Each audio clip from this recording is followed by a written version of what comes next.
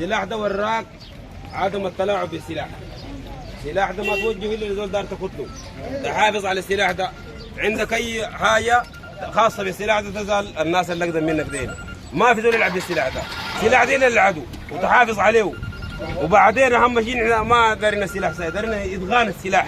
يعني انت كيف تنشم بالعدو ده عشان ما تودي ذخيرتك ساكت. كل زول ادينا 300 طلقه دي دارنا 300 دعامي. الله اكبر. بعدين العدو لو جاء اي سلاح اي حاجه حقت العدو حقتك انت ده. الله اكبر.